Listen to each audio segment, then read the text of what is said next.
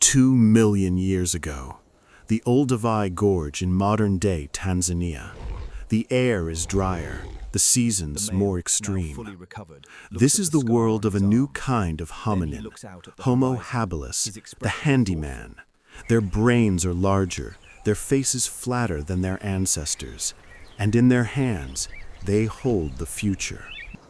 But in a world without medicine, without shelter, without fire, this future is balanced on a knife's edge. For these toolmakers, their greatest invention was also their greatest new danger. But the story of this injury begins hours earlier, with the difficult and dangerous process of creation. Making a tool, even one this simple, is not easy. It requires foresight, precision, and an intimate understanding of stone. He tries again, adjusting his grip, striking at a steeper angle. This time, a large, sharp-edged flake shears off perfectly. He examines the new, razor-sharp edge of the chopper. He runs a finger near it, feeling its potential. He has created a portable butcher's knife. Now they must find something to use it on. For Homo habilis, that meant scavenging, a dangerous and competitive business. The landscape itself is a threat. A herd of calicotheres, strange horse-like creatures with clawed feet, graze nearby. They are herbivores, but highly aggressive. They're outmatched in size and strength by almost everything on the savanna. Their survival depends on staying unnoticed.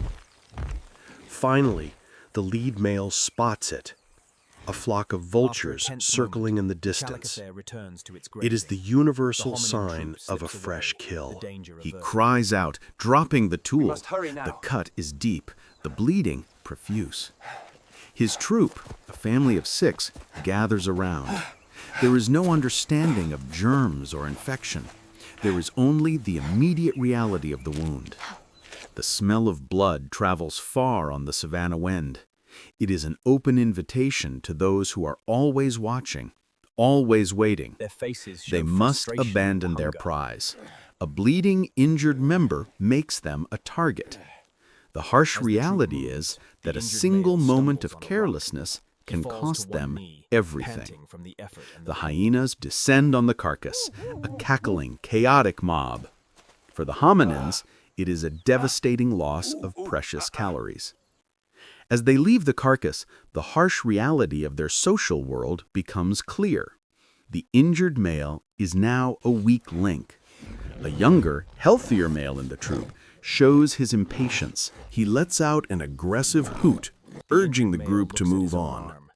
The lead male turns and glares at the impatient one, issuing a low growl. He will not tolerate dissent. The group's cohesion is paramount.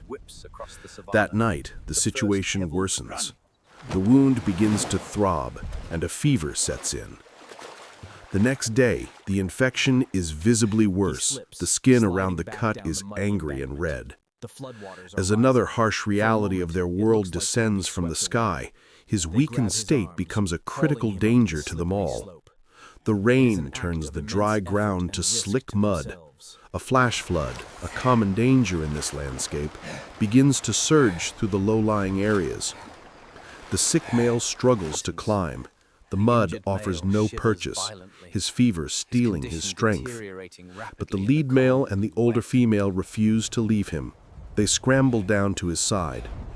They make it to the high ground just in time. Below them, the world is a churning brown torrent. They are marooned. The storm rages on, and with every passing hour, the infection in the young male's arm tightens its grip. This is the true fight for survival. Not just against predators, but against the world itself. A world of accidents, of microbes, and of relentless, unforgiving weather. After hours that feel like a lifetime, the storm passes and the floodwaters begin to recede. They are alive, but the ordeal has pushed the sick male to the very edge of death. Inside, they are shielded from the worst of the storm. but they are trapped, hungry, and nursing a dying companion. By the third day, the fever is at its peak. The male is delirious, his arms swollen and dark with infection. This is often where the story would end. A simple cut, a raging infection, a quiet death. A harsh but common reality. But the larger brain of Homo habilis holds more than just the knowledge of how to make tools. It holds the capacity for memory, and perhaps for innovation. She leaves the cave, not to forage for food, but for something specific she has seen before. She remembers seeing sick animals eat the larvae found inside these logs. It is a desperate, intuitive gamble. These larvae are rich in protein and fluids. Not a medicine, but a concentrated burst of life-sustaining nutrition.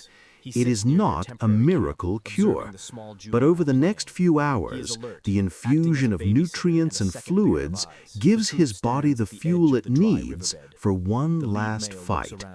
Slowly, painstakingly, his fever begins to break. His immune system, given a fighting chance, begins to win the war. But survival is not a single event.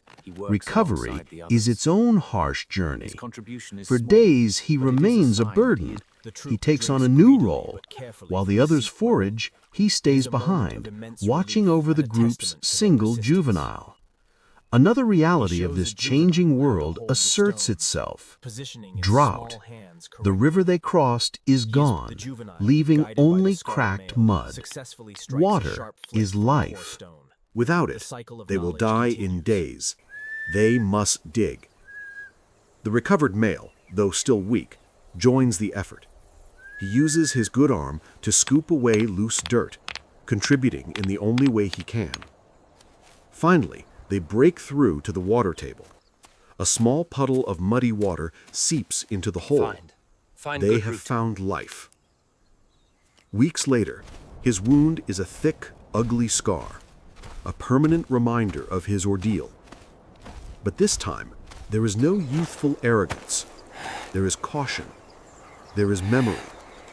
There is knowledge bought with pain. He has turned his personal trauma into a lesson that will strengthen the entire group. This is the dawn of culture. This brutal feedback loop, where innovation creates new dangers, and new dangers demand more innovation, was a critical engine of our evolution.